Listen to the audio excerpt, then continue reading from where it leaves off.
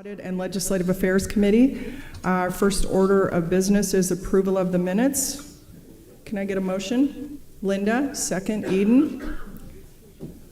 Any questions or comments? Okay, please vote.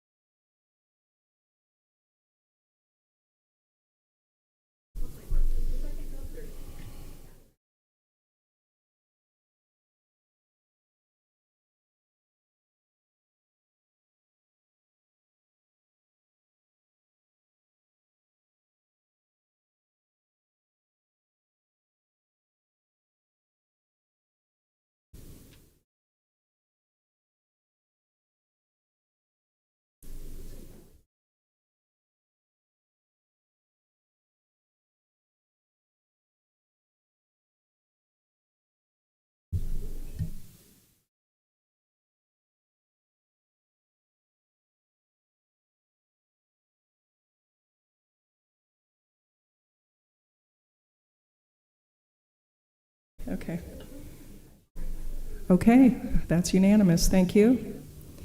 Moving on, we have informational items. First is monthly financial report as of December 31st, 2024. This is unaudited year end.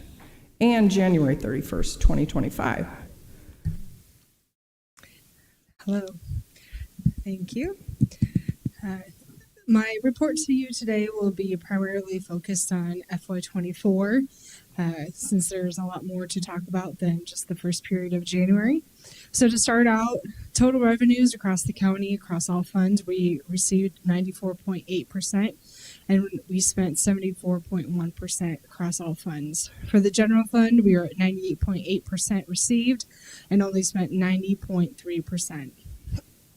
From a high level revenue across all funds, intergovernmental revenue, we have PBRT, which was below budget expectations by 15.5%, which is 7.7 million received across all funds.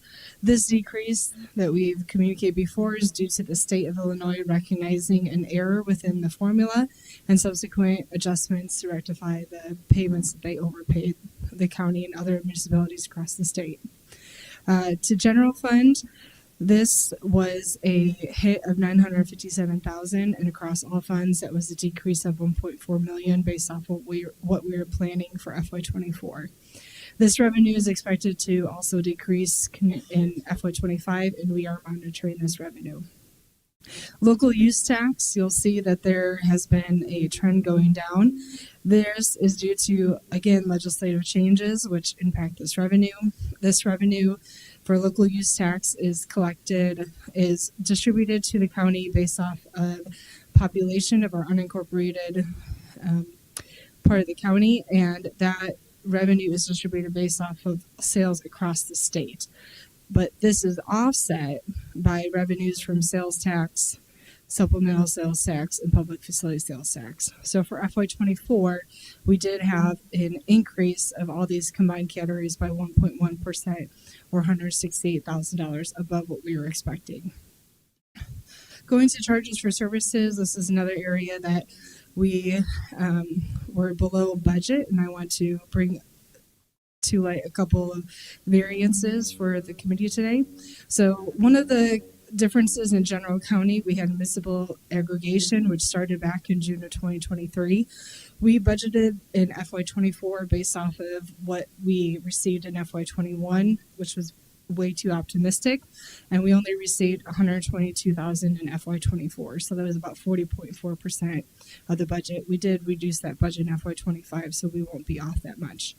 For the circuit clerk, they were down in one of their revenues for fees by 13.7% compared to 23, and the same compared to 22 of 10.4%.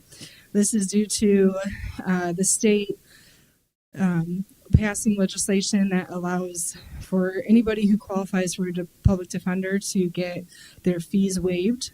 So that's all fees going to the circuit clerk for criminal and traffic cases. And for their federal detention, that was down by 267,000. We get revenue on a daily basis based off of the population of federal prisoners at the jail, which are inmates that have ongoing cases.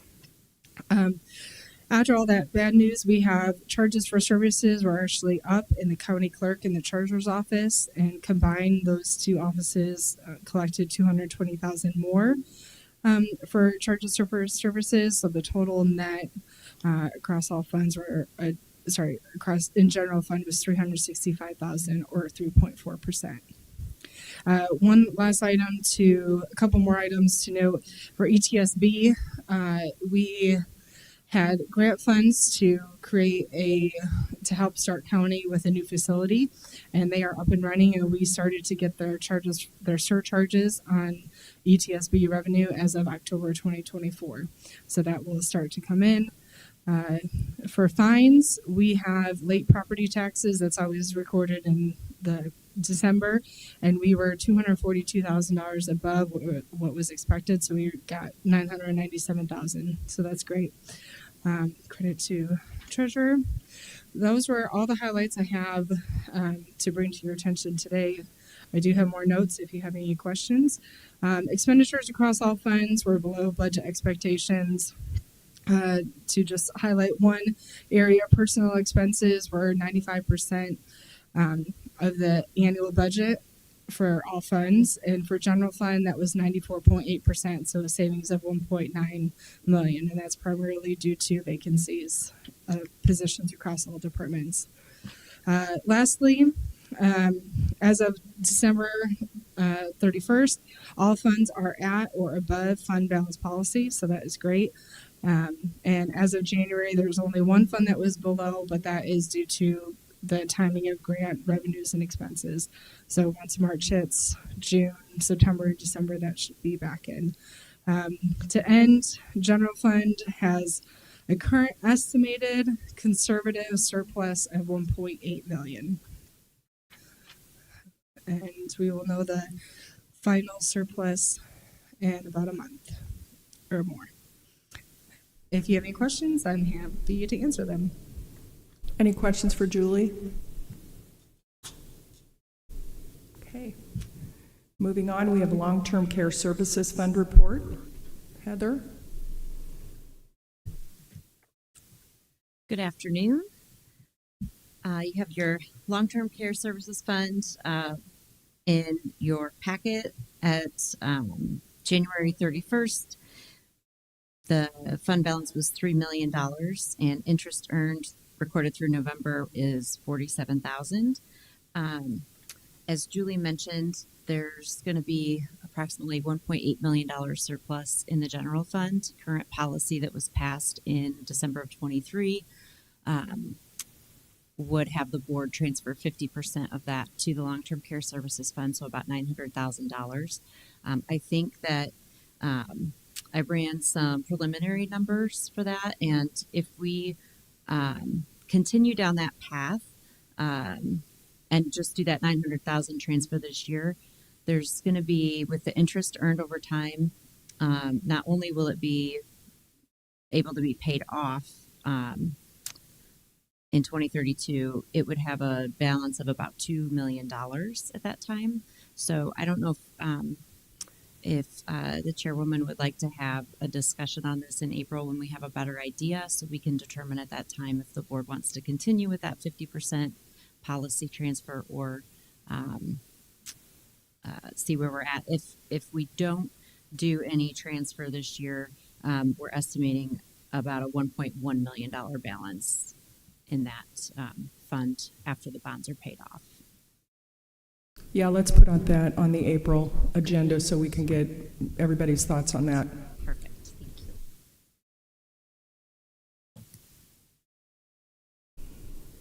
Are there any questions for Heather? Okay, moving on. Accounts payable, employee reimbursement, and purchase card activity for February 2025. You have a lengthy list in your packet. I believe it was about $5.6 million in payments for February of 25. If you have questions on anything specific, I will try to answer those for you. Are there any specific questions? Okay, thank you. Next is Peoria County capital projects, funding sources, and progress. Great. This month's report includes the rollovers that were approved at the March board meeting and the purchase orders that rolled from prior years to fiscal 25.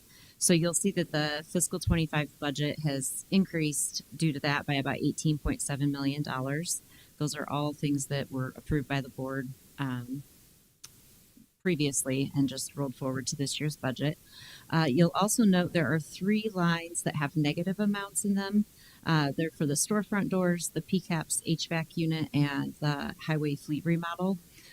Those were budgeted in fiscal 25 and still exist as projects, but they will likely roll under the construction management contracts with Core and PJ Harris. So we just wanted to reflect that amount in those line items. If you have any other questions on this, I can answer for you. Thanks for clarifying that. Yes. Are there any other questions for Heather? Okay. FY24 and prior purchase order encumbrance rollover appropriations to FY25. Yes. So these are all purchase orders that we had on contract in fiscal 24 or prior. There's not too many prior, but some, like the HHS building, that were on contract but not expended. Either the projects weren't completed or the orders weren't received in fiscal 24. So with our year-end close process that happened on March 14th, those automatically roll forward in our software program. We provided this list to Administrator Sorrell per the policy adopted 2 years ago. And he reviewed and approved it, and so we're presenting it by line item to you.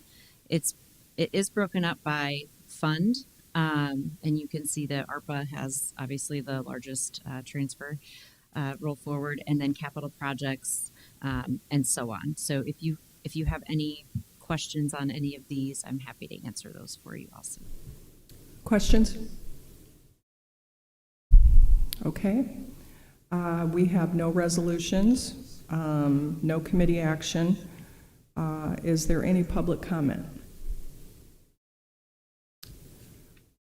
Member Phelan? I actually have a question for Heather before she leaves. We make a lot of Amazon purchases, and I'm curious if Peoria County has a business Prime account. We do, yes. And all departments have access to that? Yes, they do. Thank you. Yes. So no public comment. We are on to miscellaneous. Any miscellaneous? Linda, would you like to introduce your guest? Yes, my guest is my granddaughter, Emerson Daly, who lives in Houston and is here for a week doing an internship. Her high school has 9th graders do a 1-week internship. Everyone in the school does it. So anyway, it's so nice to have her here. And please be on your best behavior towards me. I'm kind of looking at my mentee when I say that.